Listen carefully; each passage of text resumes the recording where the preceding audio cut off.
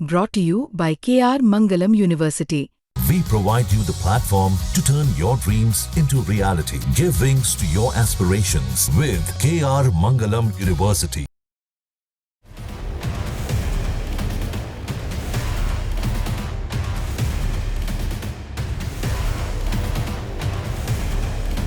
Iran और Israel के बीच भीषण जंग का आगाज हो चुका है।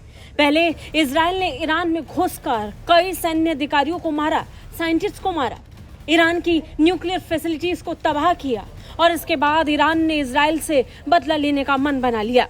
ईरान ने इजराइल के तेल अवीव में घुसकर जो ताबड़तोड़ हमले किए उसकी तस्वीर पूरी दुनिया के सामने है। लेकिन ये झगड़ा सिर्फ ईरान और इजराइल के बीच जंग के मैदान में नहीं है।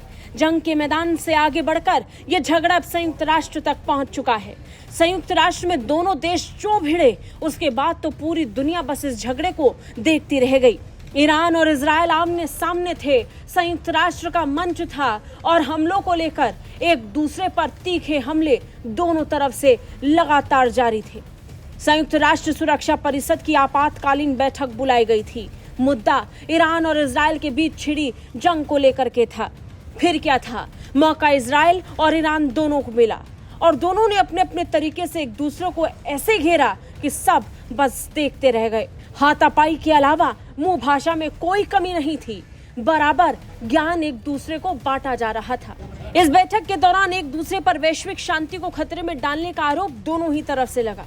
इस पर ईरानी ठिकानों पर इजरायली हमलों की चर्चा भी हुई। इजराइल ने कई शहरों में ईरान की परमाणु सुविधाओं, उच्च श्रेणी के सैन्य नेताओं, अनुसंधान वैज्ञानिकों को निशाना बनाया था और इसे प्रीएम्प्टिव वॉर कहा था, जिससे तेहरान के साथ उसके लंबे समय से चले आ रहे तनाव में और तेजी आ गई। वो भी ऐसे वक्त पर जब ईरान अमेरिका के साथ परमाणु हथियारों को लेकर बातचीत करने वाला था। बैठक में बोलते हुए संयुक्त राष्ट्र में ईरान के स्थायी प्रतिनिधि आमिर सईद इरावानी ने हमले की कड़ी निंदा करते हुए इसे आतंकवाद का कृत्य बताया और अंतर्राष्ट्रीय कानून और संयुक्त राष्ट्र चार्टर का घोर उल्लंघन। वहीं इजरायली हमले ईरान और संयुक्त राज्य अमेरिका के बीच परमाणु बातचीत के नियोजित छठे दौर के ठीक 2 दिन पहले हुआ और इसी के साथ ये बातचीत भी अटक गई। इरावानी का मानना है कि इजरायली आक्रमण का उद्देश्य परमाणु बातचीत को विफल करना था और क्षेत्र को व्यापक संघर्ष में घसीटना। बड़ी बात ये कि जो ईरान इस बात का हवाला दे रहा है वो खुद अब परमाणु बातचीत को रद्द करने का फैसला सुना चुका है। यानी दोनों तरफ से तनाव बराबर अभी भी खिंचता हुआ नजर आ रहा है और इन सब में अमेरिका की भूमिका जबरदस्त तरीके से देखी जा रही है। ईरान जहां लगातार अमेरिका और इजराइल के बाकी सहयोगियों पर सवाल खड़े कर रहा है, वहीं दूसरी तरफ अमेरिका ये साफ कर चुका है कि अगर इजराइल की तरफ ईरान ने आंख उठाने की कोशिश की तो उसे उसका जवाब जरूर मिलेगा। लेकिन ईरान की चेतावनी स्पष्ट है कि अगर इजराइल पर हमला करते वक्त कोई भी बीच में आया तो उसे भी इसका खामियाजा भुगतना पड़ेगा।